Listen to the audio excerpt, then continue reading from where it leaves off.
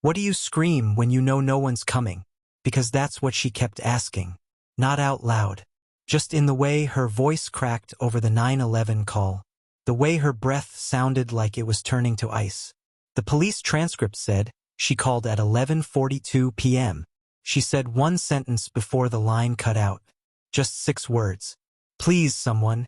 He's inside the house. Then nothing. No follow-up. No squad car dispatched for another 47 minutes. And by then, it was already too late. The porch light was flickering again. It always did that. Ever since her dad ripped the wiring out trying to fix it last summer. Callie stood at the edge of the wooden steps, barefoot. The October air cut through her sweatshirt like broken glass. Behind her, the screen door creaked open and slammed shut again. The wind, maybe, or not. She gripped her phone tighter. No missed calls. No texts. No headlights on the road. She'd already called 911.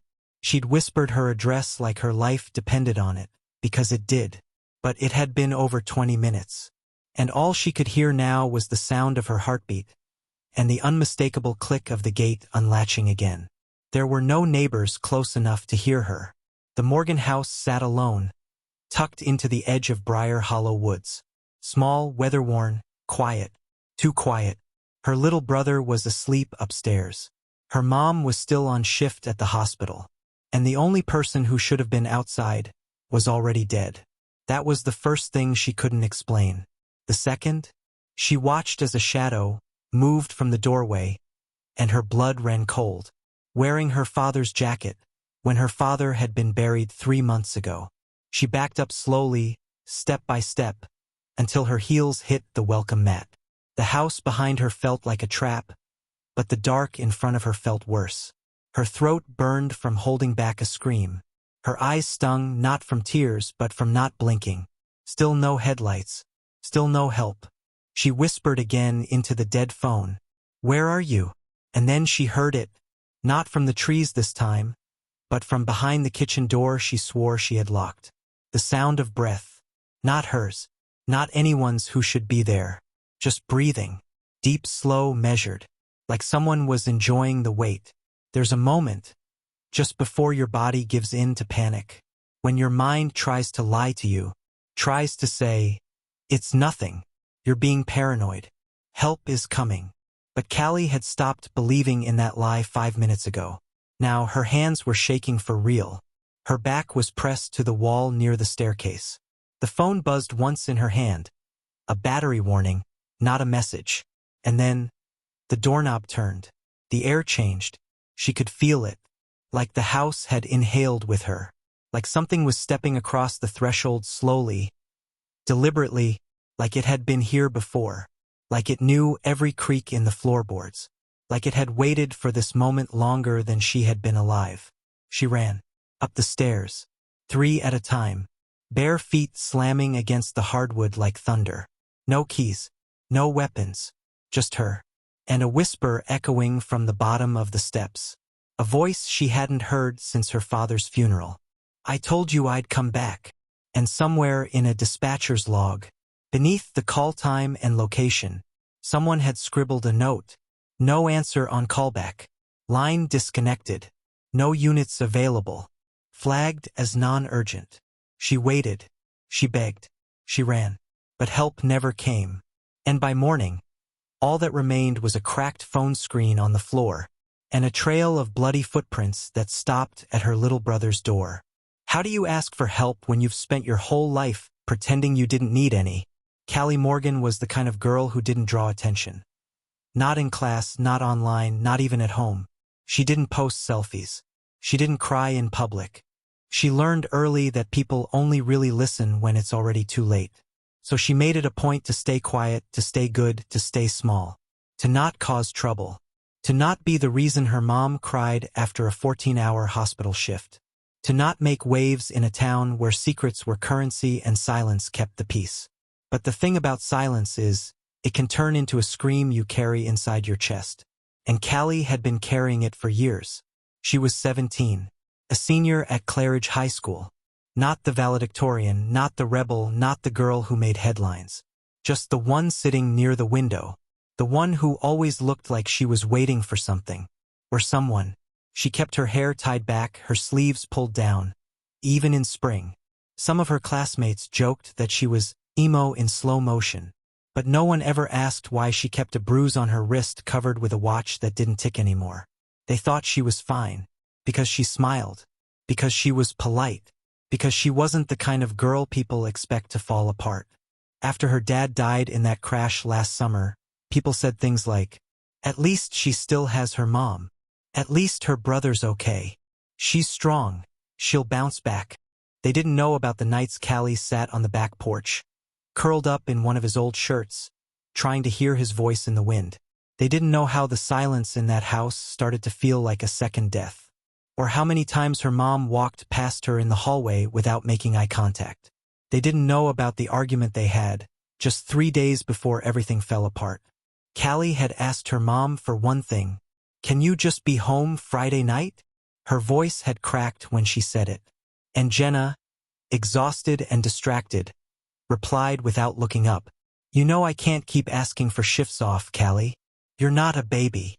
It was the kind of sentence that wouldn't have mattered if it hadn't been the last one they exchanged that week. That Friday there was a party. Trish Weller invited her. Said it might be good for her to feel normal. But Callie didn't go. Because she never felt safe in crowds. Because something in her gut said, "Stay home." That's the part no one talks about. That she made the right choice. That she listened to her instincts. And somehow still ended up in danger. The truth? She wasn't a runaway. She wasn't reckless. She wasn't the girl looking for trouble. She was just alone. And tired. And maybe too trusting of a system that was never built to protect girls like her in the first place. She fed her brother. Did the dishes. Locked every door. She even texted her mom. "Everything's fine. Love you. Call me when you get a break." But the message never delivered. No signal. No bars. And somewhere outside, under the weight of the wind and the trees, someone had already decided tonight would be the night. No one knew about the man watching the house. No one knew he'd come before. No one knew she'd heard footsteps earlier in the week. Beneath her window, near the fence line. Not even her. Because she'd talked herself out of it. Like most girls are taught to do. "You're overreacting. It's probably nothing. Don't be dramatic." So she swallowed the fear. She turned off the lights. She curled up on the couch with a blanket and a book. And she waited. Not for him. Not for the thing in the shadows. She waited for the sound of her mom's keys in the lock. For headlights in the driveway. For a text. A call. A sign. But instead, the porch light flickered again. And her phone lit up with a number she didn't recognize. And the silence in the house stretched open like a mouth. By the time the 911 call was made, Callie wasn't the same girl anymore. She wasn't quiet. She wasn't polite. She wasn't waiting. She was begging. What if your instincts were screaming, and everyone else just told you to lower your voice? 3 days before she called 911, Callie Morgan had started locking the bathroom door, even when she was home alone. She never used to, but something changed that week. Something subtle, something invisible. The kind of thing you feel before you see. Like a draft coming from a window you thought was shut. It started with the light in the hallway, flickering again. But it wasn't the bulb. She had replaced that herself. Then it was the front gate. She would come home from school and it would be open. Only by a few inches. Just enough to make her stop and check if she was imagining it. She wasn't. And then came the sound. The first time she heard it, she thought it was a raccoon, scratching against the back fence. But when she turned on the porch light and stepped out barefoot into the cold, there were footprints in the dirt. Too wide to be hers. Too deep, she told her mom. Quietly. Not to scare her, just to be heard. But Jenna Morgan was already half out the door, grabbing her hospital badge and keys. She nodded, barely registering it. "I'll have someone check the locks this weekend. Just keep the doors shut." That was it. Not a second look. Not a question. Not, "Are you okay?" Callie didn't blame her. That was the kind of house they lived in now. A home where everyone was holding their breath and pretending they weren't suffocating. She asked Trish too, her best friend since second grade. The only person who'd ever seen her cry and didn't flinch. Do you ever feel like someone's watching you? That's what Callie asked over lunch that day. Trish had laughed. You've been watching too many horror movies. But Callie hadn't been watching movies. She hadn't even slept properly in 3 nights. Because every time she turned off the lights, she swore she could hear the floorboards creak outside her room. Like someone pacing, waiting. 2 days before it happened, she tried to take a different way home from school. Not because she wanted to, but because she felt like someone was following her. She never saw anyone, but she felt it, that crawling feeling down her neck. The way her shadow didn't look like it belonged only to her. The sharp turn she made into the gas station just to be around people, even strangers, even if just for a moment.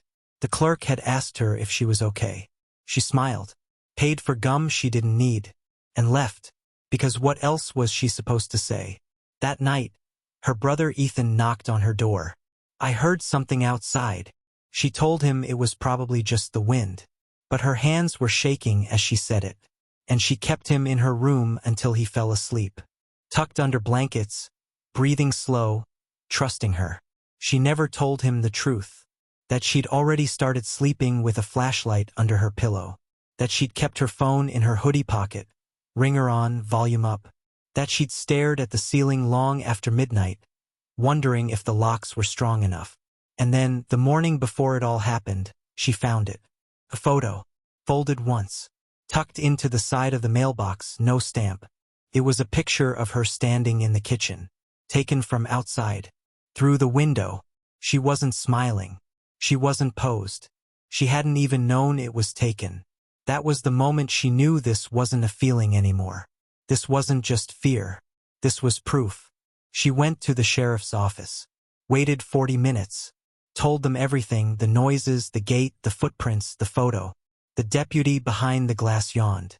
Didn't even write it down. You got a boyfriend you're not telling mom about? Probably just a prank. That was all he said. Then she walked home. Not because she wanted to, because there was nowhere else to go. That night she barely spoke. Just texted Trish. It's not in my head. She never got a reply. Trish's phone was off. And Callie? She sat in the living room for hours watching the door, counting the cars that never passed, waiting for someone, anyone, to take her seriously. When her phone buzzed at 11:42 p.m., she thought it was her mom. But it wasn't. It was the moment the door creaked open. The moment she stopped waiting. The moment fear finally stepped out of the shadows. They all had their chance to help her, to listen, to believe her. But no one did. Not until her screams were the only thing left, echoing through the walls. When someone disappears, everyone suddenly remembers what they should have done. But the truth? Most of them had chances, they just chose comfort over confrontation. That's the part people forget. Not how Callie disappeared, but how many people could have stopped it. Her mother, Jenna, told herself it wasn't neglect. It was survival. She worked double shifts at Briar Hollow Medical Center. 12, sometimes 16 hours straight. One hand on a heart monitor, the other checking her phone, seeing unread texts from her daughter and never opening them. Because if she opened them, she'd have to feel something. And feeling meant breaking. And Jenna didn't have time to break. Not after the funeral. Not after the mortgage payments started stacking. Not after Ethan started wetting the bed again. She told herself, Callie's strong. She knows I love her. She understands. But strength doesn't protect you when you're alone. And understanding doesn't stop a locked door from opening. Trish Weller hadn't spoken about Callie since the news broke. Not publicly. Not privately. Not even at the vigil. Because Trish was the one person who knew. Who'd seen the fear. Who'd read the texts. Who heard the panic in Callie's voice that last week when she said, "Something's wrong. I feel like I'm being watched." And what did Trish do? Nothing. She muted the chat. Told herself Callie was being dramatic. Told herself, she just needs attention. What she didn't tell anyone was that Callie had sent her a photo. A close-up of the folded picture found in the mailbox. The one taken from outside the house. Trish deleted it. didn't want to get involved. And now she couldn't sleep without seeing that photo every time she closed her eyes. Not the image, but what it meant. That someone had been watching her best friend through glass. And Trish had looked away. Sheriff Eleanor Griggs said in the press conference that her department did everything in their power. But off camera, she muttered, "This isn't New York. Girls go missing because they want to." She hadn't read the full dispatch report until the news cameras showed up. She didn't know that Deputy Fields, barely trained, fresh out of academy, was the one who logged the call. That he marked it non-urgent. That he waited to send anyone. By the time she realized how badly it had been mishandled, the story had already gone national, and all she could do was spin it, not fix it, not own it, just cover it. Because small towns have reputations, and in Briar Hollow, reputation was everything. Ethan Morgan, Callie's little brother, hadn't spoken since that night. Not one word. Not even to their mother. Not to the therapists. Not to the press. He just sat on the floor of her room, arms wrapped around her hoodie, rocking. The night it happened, he told her, "I think there's someone outside." And Callie had said gently, "I'll protect you." He believed her, but he remembered the sound. The one that came hours later. A scream, a bang, a dragging noise on the stairs, and the sound of the front door clicking shut again. Deputy Noah Fields tried to go back to work, but he couldn't stop replaying the moment he read that call transcript. He was tired. He was distracted. It was a Friday night, and the call sounded like a prank. A teenager whispering into the phone. He's inside the house. Felt vague. Felt distant. It didn't feel like an emergency, so he flagged it low priority. Went to get coffee. Told himself if it was real, she'd call again. She didn't, and when the responding officers finally did arrive, they found the door open. The light still flickering. The phone smashed on the ground. And a single message written on the fogged window of the back door. He's not gone. Now the whole town was grieving. Vigils, ribbons, posters on telephone poles. But the truth? Callie had warned them. In small, scared ways. Through words people didn't want to hear. Through signs they didn't want to interpret. Because listening would have meant doing something. And doing something might have made it real. They all had reasons. They all had chances. They all chose silence. And in the end, so did the house. It swallowed her screams. And never made a sound. The call was placed at 9:42 p.m. "I need someone to come. I think he's going to kill me." The dispatcher's voice didn't match the urgency in hers. "What's your location?" A beat of silence. Then, "He's already here." That was the last word she got out before the line went quiet.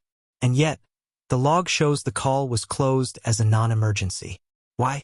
The responding officer didn't knock. He parked a street over, idled his car for 7 minutes, then left. No report filed. No body cam footage. No contact made. By the time a neighbor made a second call, almost 40 minutes later, it was too late. The back door had been kicked in. The couch had been overturned. There was blood smeared on the wall by the light switch. And no sign of her. Here's where your stomach turns. At 9:57 p.m., 15 minutes after her 911 call, she was still alive. Someone nearby caught her on a doorbell camera, stumbling barefoot, one hand clutching her ribs, the other trying to wave down a passing car. 3 vehicles drove by. None of them stopped. The footage ends with her sitting down on the curb, and then laying back, her breathing shallow, her hands trembling, looking in the direction of the road like she still believed someone would come. She wasn't screaming. She wasn't crying. She looked resigned, like she'd realized, in that moment, that no one was coming. Now, here's what the autopsy confirmed. She'd suffered blunt force trauma to her head. 3 broken ribs. Collapsed lung. But she didn't die immediately. Took 41 minutes. She could have been saved. She had her phone. She called for help. She waited. And they let her die. And the man they questioned? He claimed he was never there. Said she had mental health issues. Said she made up threats all the time. No arrest was made that night. The report filed later listed the event as a domestic dispute with no injuries. They never even opened a homicide case. So the question is, how many more calls have ended like hers? How many women begged, only to be brushed off, misjudged, ignored? How many times will we pretend the line didn't break, when it was the system that did? She didn't just fall through the cracks. She was pushed, and every second of her final 41 minutes was recorded in silence. Say her name. Say it louder. Because if the system won't hold them accountable, we will. Ma'am, I just saw someone collapse outside. She's not moving. The neighbor's voice trembled on the second 911 call. They lived 2 houses down. They had just stepped out to take the trash when they saw something that would haunt them forever. A woman, barefoot, barely dressed, curled into herself on the curb like she was trying to disappear. And she wasn't moving. But here's the moment that will break you. While the neighbor was on the phone describing what she saw, she didn't realize that just 20 feet away, inside her own living room, her security camera was still recording. The timestamp reads 10:03 p.m. You can see the outline of the woman's body, slumped, still, her hand twitching every few seconds, like her body refused to give up, even when the world had. And then, 2 headlights in the distance, a police cruiser, finally turning the corner. But instead of stopping by the woman, he drove past, didn't even slow down. The dispatcher assured the neighbor someone had been dispatched. She stood outside, on her porch, sobbing. I don't think she's breathing anymore. Please, please hurry. But the silence was louder than the sirens, because there were none. Here's what the records show. The call was marked as a possible intoxicated individual. Not a victim, not urgent, just another forgotten woman on a sidewalk at night. It took another 17 minutes for an EMT to arrive. By then, her pulse was gone. Her body was cold. Time of death, 10:21 p.m., exactly 39 minutes after she first called for help, and 6 minutes after her neighbor stopped trying to wake her up. Now let this sink in. There were 3 patrol units within a 2-mile radius. One had just finished a traffic stop. One was idling outside a closed gas station. The third was listed as unavailable. Not a single one responded fast enough. Not one took her call seriously. Not one saw her as a life in danger. And that's the most gutting part of this story. She wasn't invisible. She was seen. They just didn't act. The neighbor later testified. She looked right at me. I could see it in her eyes. Not fear, not pain, just disbelief. Like she couldn't understand why no one was helping her. That image won't leave her. And now it shouldn't leave you either. So ask yourself, if that had been your sister, your friend, your daughter, would you accept miscommunication as the reason she was left to die? Would you let the system off with an apology? Or would you scream her name until someone listened? Her name deserves to be remembered, because she followed the rules. She did everything right. And still, they failed her. This isn't just a tragedy. This is a pattern. And the truth is, she didn't just die. She was left to die. The officers didn't expect to enter a crime scene that night. To them, it was just paperwork. An overdose, maybe. A routine welfare check at most. But the minute they stepped through the warped front door of her townhouse, something shifted. The air was cold. The lights were off. And yet, the house was humming with something dark, something wrong. It wasn't just what they saw. It was what they felt. Room by room, they moved quietly. Not to avoid waking anyone, but because they were scared of what they'd find. The living room, destroyed. Broken lamp. Shattered picture frames. A torn pillow soaked in something that was not wine. But it was the hallway closet that stopped them. One officer opened it, and nearly threw up. Inside, a small blanket, bloodied, tucked around something like a cocoon. They peeled it back slowly, and underneath it, a cell phone, still recording, still warm. The screen was cracked but intact. The video was already 3 hours long, and what it captured, it would explain everything, and make everything worse. Here's what the video showed. Her, barefoot, pacing, whispering frantically to someone just off camera. I told you I was leaving. You said okay. You said it was over. A pause. Why do you have the keys? I gave you your stuff. You promised. She flinches. Something crashes off-screen. Then a low voice, barely audible. You're not going anywhere. Then silence. A scuffle. A scream that never makes it to full volume. Then static. Then nothing. When detectives enhanced the audio, what they heard in the background chilled them. A baby crying. Desperate. Muffled. Forgotten. They rushed upstairs. The nursery was painted pale yellow. Tiny stars on the ceiling. A mobile still spinning slowly, like it had been touched recently. And in the crib, empty. The window was cracked. The curtains fluttered. And beneath the sill, a single sock, child-sized. The baby was gone. And so was he, the man she had begged police to protect her from. The man she told them had her keys. Who knew her routine. Who once held their child like a weapon.